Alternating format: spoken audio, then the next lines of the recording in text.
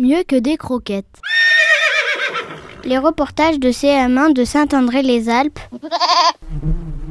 Tous les mercredis matins à 11h15. Bonjour, nous sommes la classe de CM1 de Saint-André-les-Alpes et nous allons faire un reportage sur la pâtisserie de Didier Comte. Bonjour madame. Bonjour monsieur. On va être enregistré? Oui, on va passer à la radio. Oh. Qu'est-ce que vous voulez voir alors? Alors on attaque. C'est bon. Donc là c'était le magasin. Donc là c'est le labo où il y a toute la farine et tout. Et ça, est-ce que vous connaissez cet appareil? On fait la pâte. Non. Regardez. Ah, c'est... Là, on met un rouleau comme ça, puis on met les gâteaux, puis ça les passe et il y a ça autour. Mais ça sert à faire quoi? J'ai une idée, moi. Moi, je sais. Une espèce de laminoir ou un truc comme ça. On met tout, le gâteau il sort. Et ouais. Tu vois, regarde là, on voit les rouleaux. Hop, et là, on règle l'épaisseur. Tu vois? Venez vous mettre là, moi je vais régler. Tu vois, parce que ça remplace en fait le rouleau traditionnel en bois, comme ça. Tu vois, regarde. Tu vois? Et les rouleaux ils descendent et la pâte elle passe, hop, et puis dans un sens, dans l'autre, et ainsi de suite. Pour faire tout ce qui est le millefeuille, la pâte sablée. Voilà. Après là il y a le four. C'est un four un peu plus grand qu'un four Il peut chauffer à combien? ménager. Oh, 250 si tu veux. Tu vois, regarde dedans. On met 4 plaques. Et là j'avais les meringues, j'ai sorti les meringues. Hop. Là les meringues c'est 150 degrés. Ça se cuit plus bas. Mais moi j'ai l'idée peut-être fausse que la pâtisserie c'est très précis au niveau des températures. Température, le poids, tout. D'accord. Et alors là tu peux régler de au- manière beaucoup plus fine que au sur degré. un... Ah c'est ça. Ah ouais, au degré, ouais. C'est là, moi j'ai... on va l'arrêter parce qu'il est programmé. Là c'est une étuve sèche en fait. C'est pour mettre toutes les pâtes sablées qu'elles ne s'abîment pas. Voilà, là on est à 130. Je règle. Enfin là je suis à 202. Mais si je veux 203, j'ai 203, 204. Après il y a des recettes où on peut enfourner par exemple un four très chaud, par exemple 220, et finir de cuire à 200. Mais l'inverse, il n'y a pas de gâteau qui disent on démarre à 200 et on finit, sinon ça brûle, quoi. Si on dit il faut 1 heure pour qu'elle cuise, la pâte sablée c'est 1 heure, quoi. C'est pas au bout d'une demi-heure, je peux pas la sortir, même si j'ai mis un four plus chaud. Ah, ça c'est un batteur. Pour pétrir toutes les pâtes, faire la pâte sablée, les meringues, tous les biscuits. Tu as un crochet qui, ça, en fait, ça fait le mouvement si tu pétris à la main, tu vois. Sauf que là, tu as un gros crochet. Pour mélanger. Hop. Tu vois, donc là, tu as la sécurité. Hop. Ah, c'est ouvert, donc. Hop. Là, ça tourne, tu vois. Là, tu peux aller jusqu'en deuxième. Après, tu peux aller en troisième, pas avec le crochet, plus avec les biscuits. Et là, Et ouais, ça, c'est tous les petits ustensiles. Allez, on peut changer de pièce. J'ai une pâtissière, elle fait les gâteaux ici. Donc, une fois que moi j'ai fait tous les biscuits, tout ça, je lui mène ici. Et là, donc, avec les différents appareils, elle fait ses préparations. Donc là, il y a un tour frigo. C'est un grand frigo avec plusieurs portes. Là, c'est un grand congélateur avec une cellule de refroidissement. Là-bas, il y a le robot coupe pour broyer tout ce qui est fruits secs, tout ça, pour faire les pralinés, pour faire les ganaches quand on fait le chocolat. À côté, c'est la machine pour la chantilly, faire la crème fouettée quand on fait les mousses. Après, là, cette machine, c'est pour faire tout ce qui est crème pâtissière, les pâtes de fruits, les appareils au citron, les petits fours, tout ça. En fait, tout ce qu'on peut faire sur le gaz, la machine, elle peut nous le faire. Mais on n'a pas besoin de surveiller. Ça nous fait la cuisson, enfin, la montée en température, la cuisson et ça refroidit. Voilà, je change pas ma recette comme si c'était sur le gaz, mais je mets tous mes trucs au fur et à mesure, en fonction des températures demandées.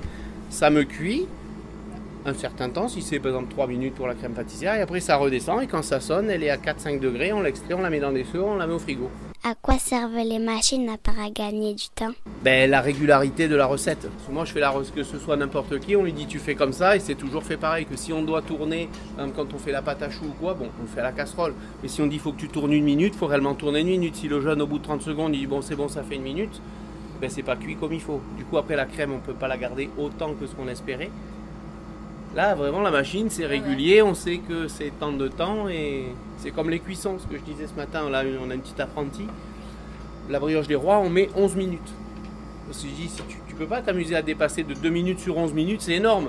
2 minutes sur la pâte sablée qui cuit à 150, ça se verra pas. Mais je dis, 11 minutes, c'est 11 minutes. Et on a regardé, à 11 minutes, on a commencé à sortir les premiers gâteaux des rois. et qu'on les cuise à 8 h du matin ou quand j'en recuis l'après-midi, c'est toujours 11 minutes pour que la brioche elle soit nickel. Toujours pareil. Donc là, ça c'était le labo pour les gâteaux, la glace, tout ça. Bon là il y a la plonge, hein, parce que quand on fabrique de la pâtisserie, on a plein de plats, il faut les laver et tout. Donc on les lave. Maintenant, nous arrivons dans le laboratoire à chocolat. Hop là. Donc là c'est la machine, là le chocolat. Je laisse cristalliser à peu près 10 minutes. Quand c'est cristallisé, il y a encore des petites coulures. C'est quoi cristallisé? Mais ça veut dire que c'est le chocolat qui durcit en fait. On dit pas il durcit, c'est il cristallise. D'accord. En fait, c'est les molécules de chocolat qui Qui s'accrochent les unes voilà. entre elles? Ouais, ouais. Qui vont se Voilà. cristalliser. Voilà. Ouais, ouais. Et c'est pour ça qu'en fait, il y a une courbe à suivre. De degrés pour le chocolat. Ben, la fonte, en fait, elle est à 50 degrés. Après, on redescend à 29 et on l'utilise à 33. D'accord. Et Voilà. ça permet... Et ça permet qu'en fait, si on fait pas ça, le chocolat, il ne sera pas brillant, dur. C'est la courbe de cristallisation du chocolat. Si on n'a pas respecté un truc, ben, où il va être blanc, plein de traits, ou on le sort jamais du moule si on l'a coulé trop chaud.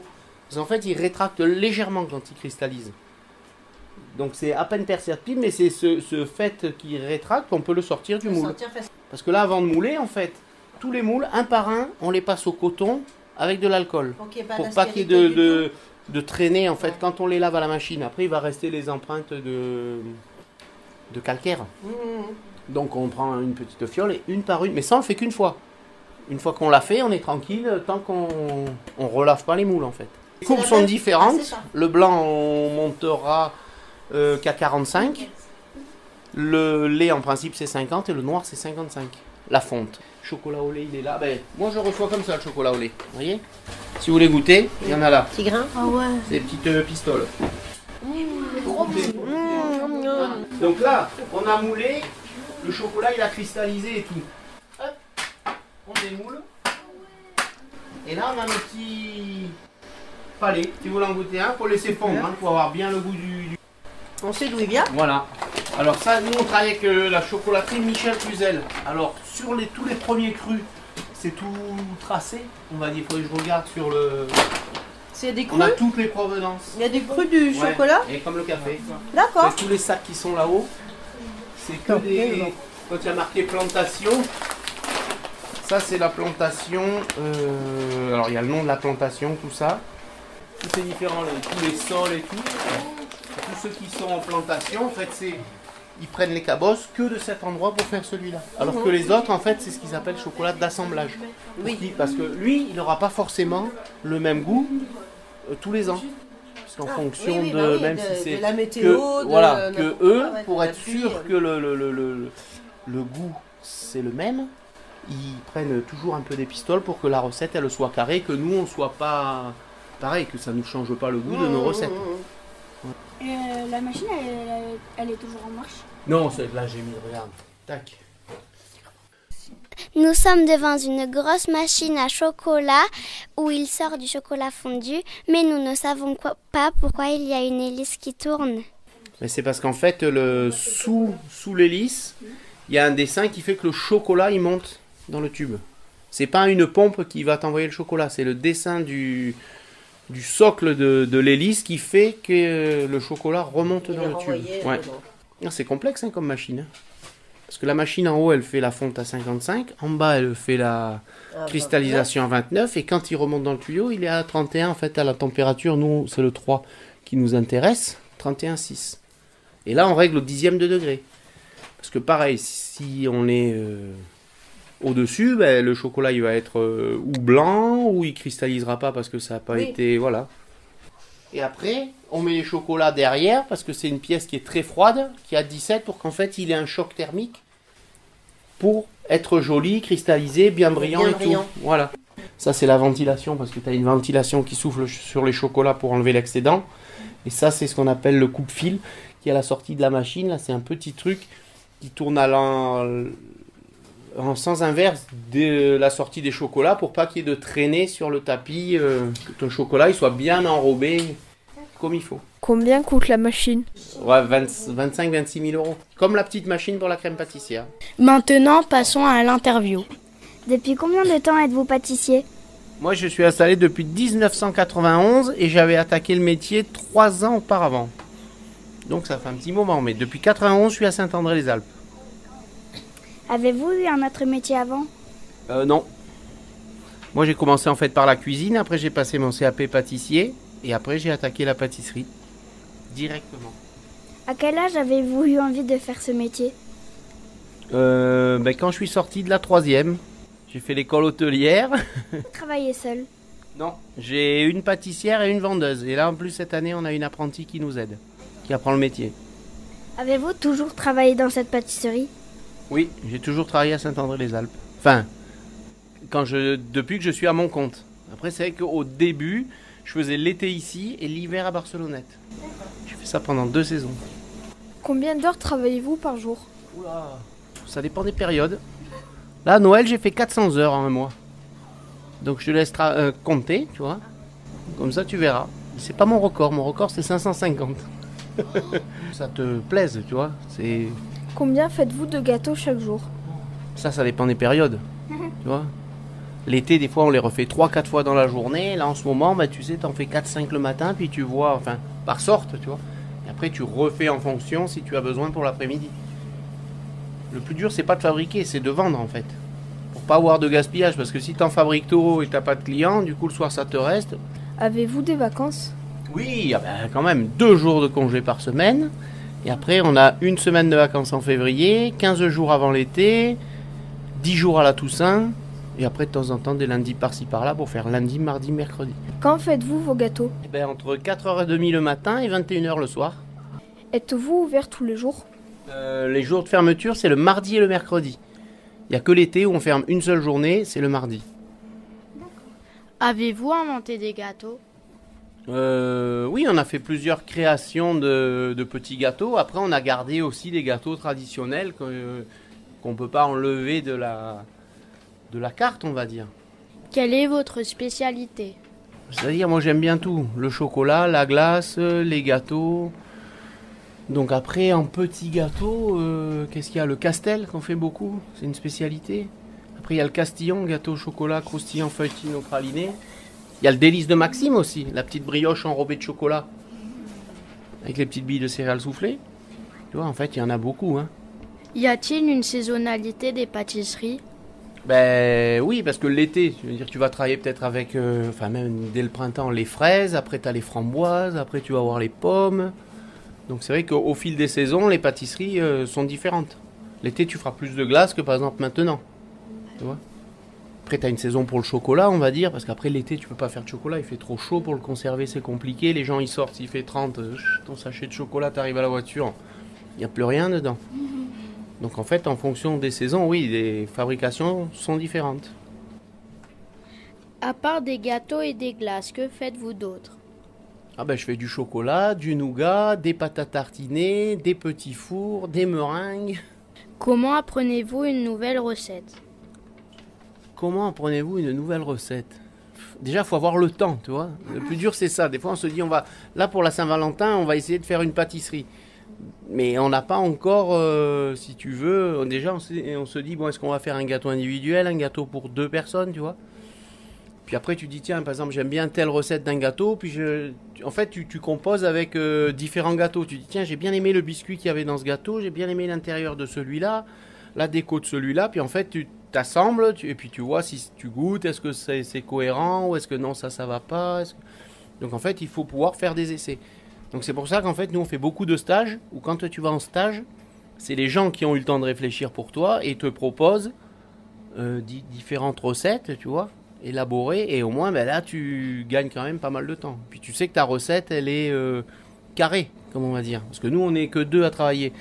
Si déjà, quand tu fais énormément d'heures par jour, si en plus, tu dois encore passer du temps pour la recherche, c'est tu travailles 24 heures sur 24.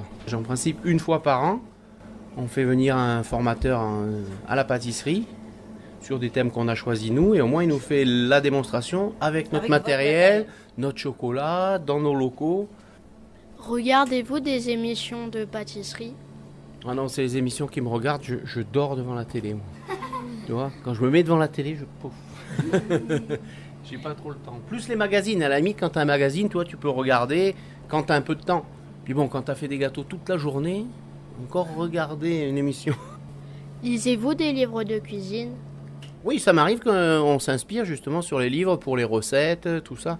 Tu vois, ou des fois tu dis tiens, comment on fait ça? Hop, tu regardes un peu, parce que ça évolue tout le temps. Il y a des recettes qu'on faisait d'une certaine façon, qui maintenant ça a changé, tu gagnes du temps. Quel gâteau vous a demandé le plus de temps pour sa fabrication? C'est-à-dire, j'ai jamais chronométré, parce qu'en fait, il y a tellement de phases de fabrication dans un gâteau. Tu vas par exemple faire ton biscuit, après tu vas faire ton croustillant, tu vas faire ta mousse au chocolat, après tu assembles, après tu fais la déco. Tu vois, je veux dire, quand on fait un gâteau, en fait, on fait plusieurs choses en même temps. Tu vas pas faire que ce gâteau, sinon, alors là, tu t'en sors plus.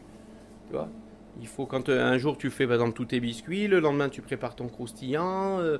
La veille, tu avais fait ton praliné, après tu mets ton chocolat à fond pour pouvoir faire la mousse, et après le jour où tu fabriques, tu fais ton gâteau, tu vois, mais j'ai pas chronométré. Est-ce que les ingrédients que vous utilisez coûtent cher? Ah ben ça dépend, oui, le chocolat déjà c'est cher quoi. Puis après on fait tout avec le beurre, donc le beurre ben pareil. C'est des produits qui sont chers, mais je veux dire, moi les gens ils me disent pas aux pâtisseries elles sont chères, ils me disent elles sont bonnes. Donc c'est que ça c'est bien, tu vois. Où achetez-vous votre chocolat? Le chocolat, moi je prends à la chocolaterie Michel Cluzel qui est en Normandie. Utilisez-vous des produits bio? Ben on a quelques produits parce qu'après c'est compliqué, nous en pâtisserie. Maintenant on arrive, là il y a un fournisseur qui nous a laissé une liste de produits pour le sucre, enfin il faut que j'étudie. Mais là on a des premiers crus de plantation qui sont bio. Après bon ben les framboises, nous on travaille avec un monsieur qui est sur Méaille l'été, tu vois. On arrive à avoir quelques produits, mais on y arrivera petit à petit. Comme par exemple les fruits. Voilà. Les légumes font-ils partie de vos recettes? Ben oui, puisqu'on fait la quiche au poireau. Après on a la quiche poivron, oignon, tomate. Pourriez-vous nous expliquer la différence entre le beurre et la margarine? Compliqué. Mais en fait la margarine c'est des produits, je crois que c'est végétal, et qui subissent des transformations, si tu veux, pour arriver au résultat final de la margarine, quoi. Alors c'est vrai que il y en a qui disent ah c'est intéressant parce que c'est beaucoup moins cher, toi. Mais moi je trouve que travailler avec la margarine c'est pas fantastique, quoi. T'as pas le goût. Alors ils essayent de mettre des arômes dans les margarines pour que ça ait le goût du beurre, mais tu peux pas appeler ça beurre puisque c'est pas du beurre, c'est de la margarine, tu vois. Donc le mieux c'est de travailler directement avec un bon beurre. Nous c'est un beurre d'Isigny, appellation d'origine contrôlée, il vient que de là et on l'a aussi bien en rouleau pour faire tout ce qui est pâte sablée, tout ça, ou en grande plaque pour faire tout ce qui est tourrage. Tu vois, les croissants, le feuilletage des millefeuilles, tout ça, c'est du bon beurre. Pourquoi appelle-t-on votre cuisine un laboratoire? Ben, c'est les termes dans le métier, en fait, on dit alors, le laboratoire de pâtisserie, parce qu'en fait, comme c'est très minutieux la pâtisserie, je pense, ça fait penser un peu à un laboratoire de recherche, tu vois. Donc ça doit être ça, je pense. C'est le laboratoire. Utilisez-vous beaucoup de machines? Ah, il y a quand même pas mal de machines, hein, pour un peu gagner du temps, la régularité. On en a vu pas mal, hein, des machines. Hein. Comment faites-vous lorsqu'une machine tombe en panne? Aïe, aïe, aïe. Là, dépression. Tu perds du temps parce qu'il faut appeler le réparateur. S'il est loin, tu vois, le temps qu'il vienne, qu'il diagnostique ce que c'est la panne, il faut changer ci, il faut changer ça. Donc c'est pour ça qu'on essaie d'entretenir au mieux le matériel, mais tu n'es jamais à l'abri d'une panne. Avez-vous plusieurs laboratoires? Ben, plusieurs laboratoires. On a vu qu'il y avait, tu vois, un labo pour tout ce qui est préparation de pâtes et tout. Après un deuxième labo où on fait les entremets, la glace et tout. Et après il y a la chocolaterie en haut. La pâtisserie a-t-elle changé ces dernières années? En fait, les recettes, maintenant, si tu veux, on a diminué beaucoup, par exemple, le sucre. Tu vois. Moi, je me rappelle quand j'ai démarré, on faisait la chantilly, c'était 1 litre de crème, 250 de sucre. Maintenant, c'est 1 litre de crème, 110 de sucre. Et personne nous a dit, tiens, votre chantilly, elle est moins sucrée. Donc, c'est que les goûts, à mon avis, ils ont évolué. Et c'est vrai que les recettes, on a tendance à un peu rectifier, diminuer certaines quantités de produits dans les recettes. Après, tu peux pas trop diminuer non plus, parce que si tu enlèves trop d'un truc où t'as plus la même couleur, plus la même texture, c'est plus équilibré, quoi. Mais c'est vrai que les recettes sont moins riches.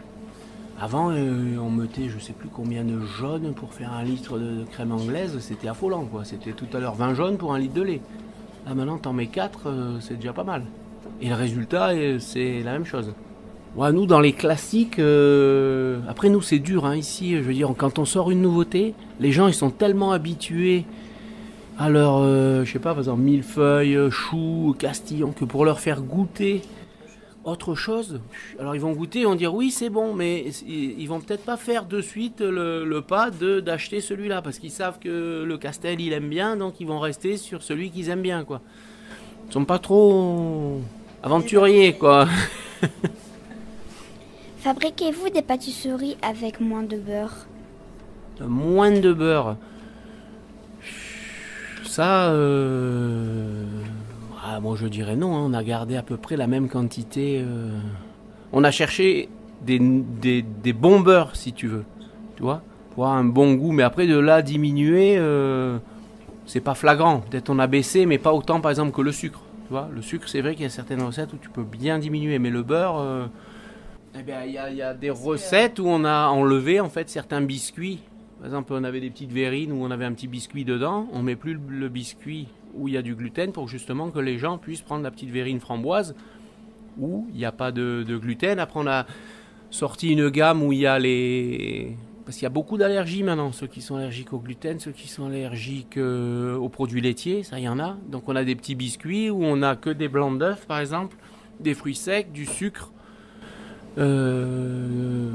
J'ai les amandes, les noisettes, le blanc d'œuf, le sucre et le café. Donc il n'y a pas de farine, il n'y a pas de beurre dedans. Ouais. Voilà. Après les croquants, on met de l'huile d'olive au lieu de mettre du beurre, comme ça les gens ils peuvent manger. Bon, par contre il reste du gluten, donc c'est vrai que c'est compliqué.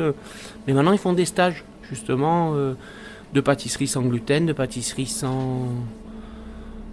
Donc bon, nous encore on n'est pas trop impacté, peut-être en ville et tout. C'est vrai que voilà, nous on a une petite gamme de produits sans gluten, les gens ils connaissent. Après, nous ils nous demandent une recette, vu qu'on fabrique tout nous.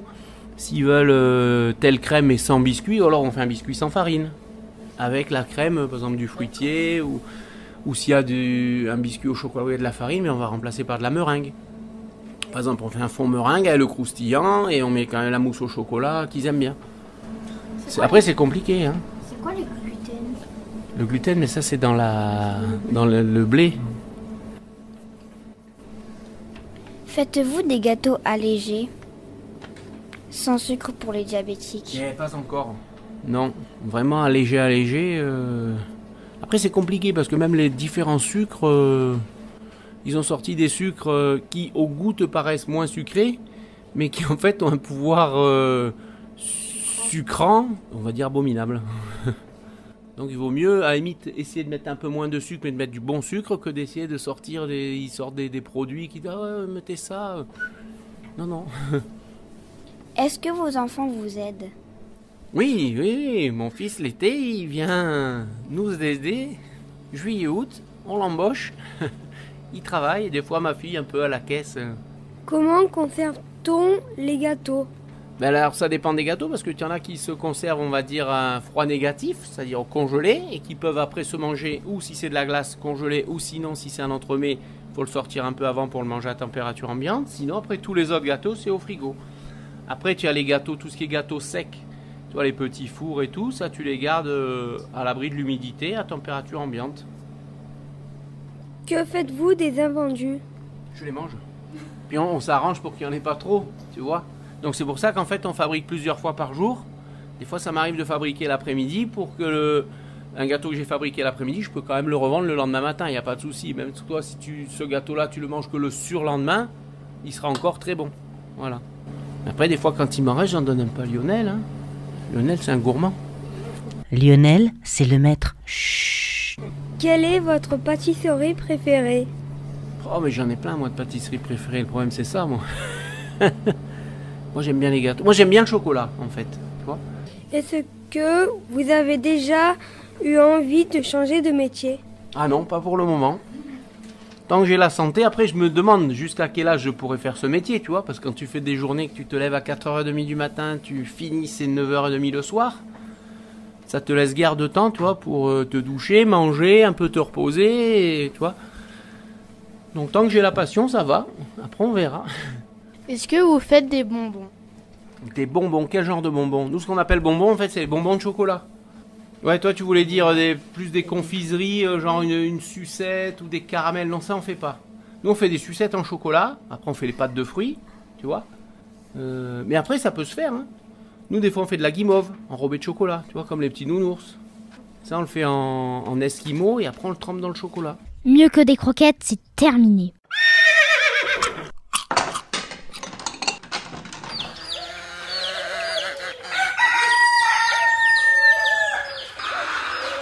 Maintenant, passons aux choses sérieuses.